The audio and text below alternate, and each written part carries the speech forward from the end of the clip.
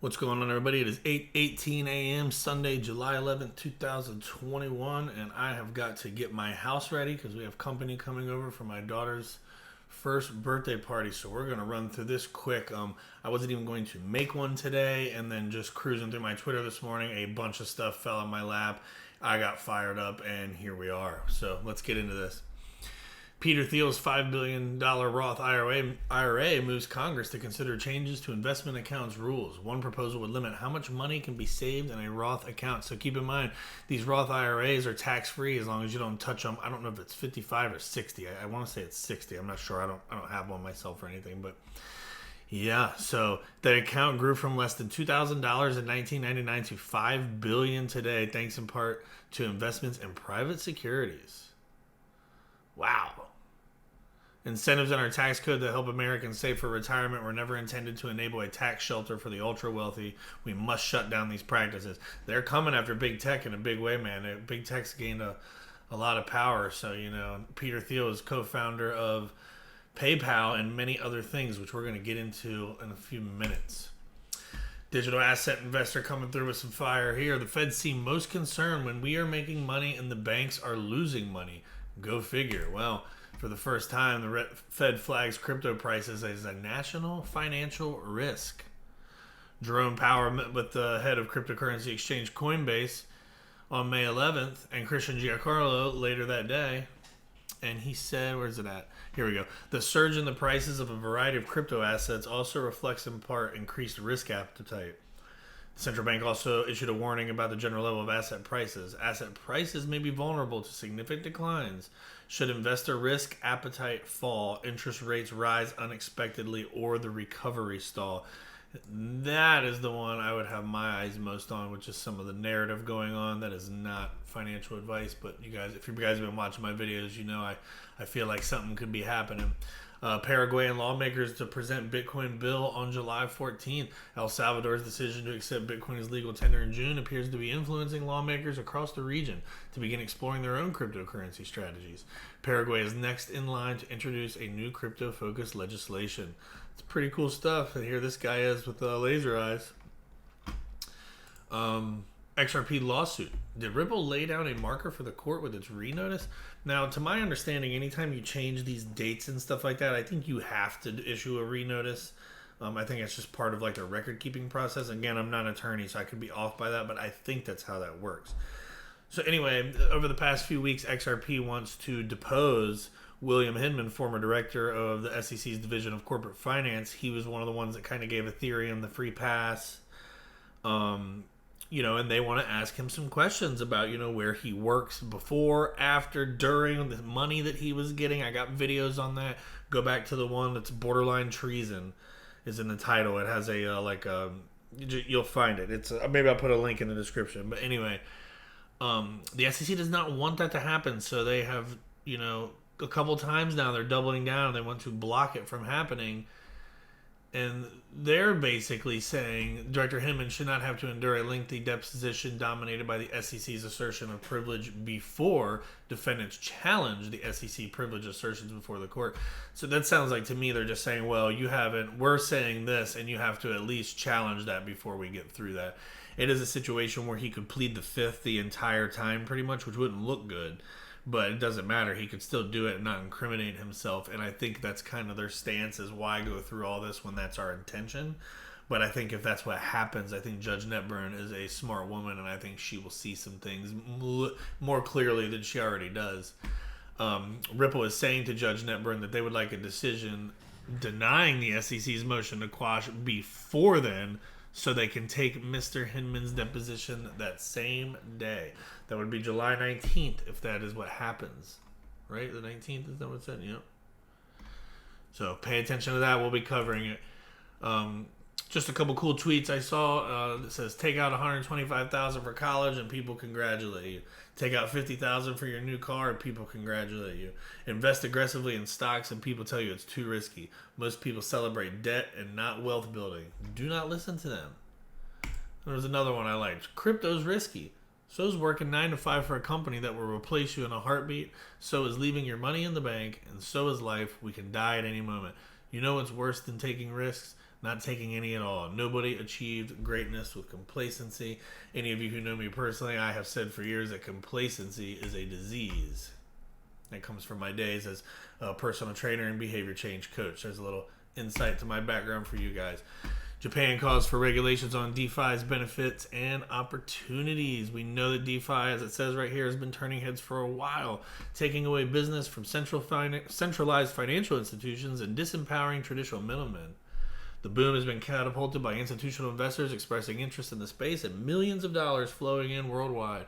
However, regulatory bodies have been slow to catch on with no definitive framework yet in existence for its regulation. DeFi is going to be hard to regulate, in my opinion. I can see like maybe cutting off the on-ramps. You know, hey, you guys can't go to this anymore through the internet, yada, yada, yada. But outside of that, I don't know. It is interesting, though, because the APYs, you know, I'm on Kava getting over 100%. I'm in Cake getting over 100%. It's not financial advice, just some places I'm hanging out. Esoteric XRP with this little gem last night. Breaking news, or maybe it was early this morning. Breaking news. Has the chief technology officer of Ripple lost his mind, or is he telling us something? This is from David Schwartz. He says, I swear this is not altered or fake. I ordered delivery, and this was written on the bag. It's probably 68S upside down, but I can't tell for sure. You can see here's the handle of the bag, so it is upside down. But it says 589. I'll take it. Esoteric XRP says, I feel kind of special how many crypto CTOs actually troll their followers. And yeah, it is true. You don't ever know with David Schwartz. First of all, he's a smart man. And last time he was asked if he knew something, 2 days later, the crypto market dropped 60%, went out of the blue. He suggested taking profits in the middle of a long pump. And remember, everybody, he caught hell for that too. But hey, like he said, there's no shame in selling. Aren't we here to make money at some point? Bullish announces intent to go public on the New York Stock Exchange. Bullish is a technology company focused on developing financial services for digital assets sector. Announced its intention to go public through a merger with Far Peak Acquisition Corporation, a special purpose acquisition company. They want to launch a revolutionary regulated crypto exchange that offers deep, predictable liquidity for investors to generate yield from their digital assets. Proceeds include an in-net cash and trust of approximately $600 million and US $300 million of committed pipe anchored by yada, yada, yada, yada, yada, BlackRock, Galaxy Digital. You got some names coming in here. Of course, they're stationed in the Cayman Islands. It looks like that does not surprise me. You know, here it talks about BlackRock, Galaxy again. And then remember this. They're bringing 15 years of world-class exchange leadership by bringing Thomas Farley, who served as the president of the New York Stock Exchange at one point. And that's not all they're bringing. Where did I see it? Oh, here we go. I had it highlighted. So here are some of the people that are backing this with capital. Peter Thiel's Capital and Founders Fund. Huge. Galaxy Digital. That's Mike Novogratz and those guys over there. Setting up futures with Goldman. Taking on stuff like this with BlackRock, you know, and I believe Novogratz, he was a Goldman guy for quite some time, if I'm not mistaken. So here's Peter Thiel. If you're not familiar with him, he is the co-founder of PayPal. He's part of PayPal Mafia. Early funding was provided for LinkedIn, Yelp, and dozens of other startups. He's the partner at Founders Fund. He's invested in stuff like SpaceX, Airbnb, and all kinds of other stuff. Here is, where'd I go? Here's their current portfolio. We got SpaceX. We're going to get into that. We got Stripe, Airbnb, Facebook, Spotify. I'm just going over the ones that I know most of us know, like 100%. Credit Karma. You know, there's some cool stuff. Lyft, Oculus. Pretty heavy stuff. You know me, I shoot a lot of real estate, so the company Compass. It's all interesting. And then I want to take you back to 2013 when OpenCoin received a bunch of money from a bunch of huge investment companies. And then they started a company called Ripple right after that. Now, you look at it, you got Andreessen Horowitz, you got Lightspeed Venture. Oh, wait, no, they're talking about that. You do have Andreessen Horowitz. Yeah, and then also received investment from the early stage wing of the Founders Fund, a venture firm owned by PayPal co-founder Thiel. So they don't show Ripple on their page anymore. I don't know if they've sold since then. Who knows what that means? Maybe it's just not on there. But the point I want to get to is that you come back to the Founders Fund. It's got ties to PayPal, right? Payments. So obviously they saw Ripple or OpenCoin at the time, and they're like, oh, payments. This is an opportunity. So you have, at the same time, here's a PayPal link too. We got Elon Musk sending Ethereum nodes to the space station in collaboration with Space Chain. Pretty cool. That happened on July 3rd. I need to follow up on that, actually. So anyway, so then it goes back to this. Syntropy price rallies 65% after announcing Starlink integration. I don't know if they have the quote on here. Yep, next week we'll be testing a DART node on a SpaceX Starlink. Our network can be used nearly on any device or infrastructure to find faster pathways for your internet trafficking using the NOIA token. We'll share early results from initial cheering. Cheers to Elon. Full disclosure, I do hold Syntropy, so I just want to put that out there. It's not financial advice, but I do have some. And so what's awesome about them is they're rethinking the internet for everyone, improving security and performance of the internet. It's an open project providing next generation connectivity technology for the internet. It's designed to solve issues prevalent in the current internet framework, including security, privacy, governance, performance, reliability, and ineffective resource utilization. It is based on a combination of technologies that includes blockchain, encryption, optimized routing, and an economic model that enables and fosters the deployment of this architecture. It is a new connectivity layer for the internet, establishing an open alternative data security and routing system that operates on top of the existing internet protocols. So it's just a layer. It's going to be pretty seamless, right? So all this stuff, there's a reason why I'm showing all this stuff. It's all that PayPal mafia, right? It's all about payments. And, you know, Elon's in space. He's doing all this stuff. Everybody's like, oh, he wants to go to Mars. And maybe he does. I think he does. But they also just got permission to fly Starlink satellites at a lower orbit. Rivals who previously objected, including Amazon, are now happy with the decision. And so all I've been able to think about this whole time is you got all these satellites going up by a PayPal guy. You got the other PayPal guy investing in all these payments. Well, not all these payment companies, but one big main payment company. And then you start talking about, you know, the whole objective of SpaceX, of Starlink is basically to where everybody can have internet everywhere all the time, right?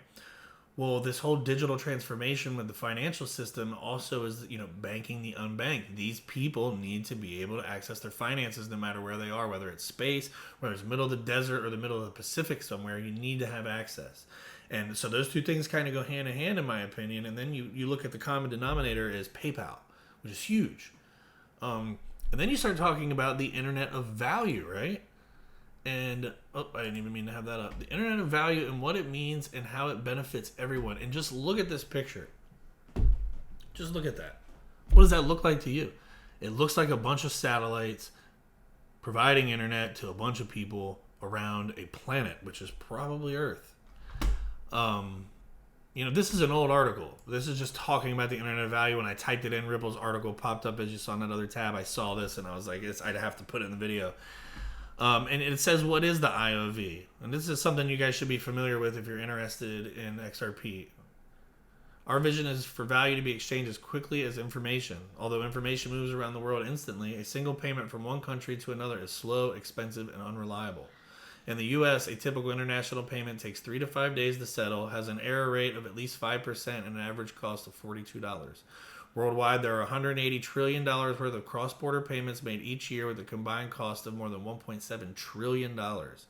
With the internet of value, a value transaction such as a foreign currency payment can happen instantly, just as how people have been sharing words, images, and videos online for decades. And it's not just money. The internet of value will enable the exchange of any asset that is of value to someone, including stocks, votes, frequent flyer points, securities, intellectual property, music, scientific discoveries, and more. So I'm not gonna weigh in too much more on that. I think you guys see where I'm going with that, and it's just exciting. You know, this whole walk with the payments thing all the way leading up, and then the space race and the satellites and all that. It gets me fired up. It's one of my favorite things going on in the crypto space, and I truly believe, yeah, it's going to provide internet to everybody, but what's the real goal? And I think it's IOV. I really do, with like everything in my being. It's not financial advice. Do your own research, but it's cool. And then I wanted to bring to you guys the hero's journey, which is a narratology and comparative mythology The hero's journey is a common template of stories that involve a hero who goes on an adventure, is victorious in a decisive crisis, and comes home changed or transformed. They have this little thing here, and I want you to just think about Ripple, crypto in general, and it's just really interesting. You get the supernatural aid of the call to adventure. Maybe that's early investment. You get to the threshold. Maybe you got a mentor. There's challenges, temptations. Boom, you're getting hammered. Transformation. You get to the atonement. You return. The gift of the goddess is given. It's on and popping.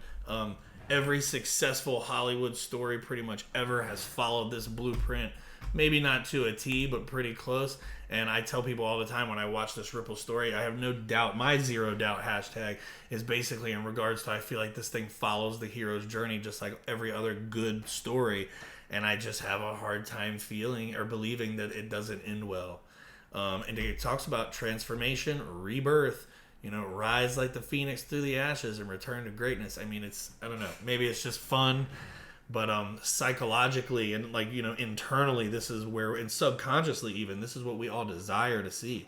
That's why those movies are always so successful.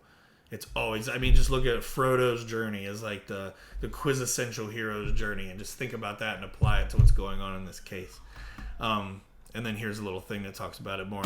And with that, guys, I'm going to get out of here. My coffee is done. I am jacked, and I got some yard work to go do.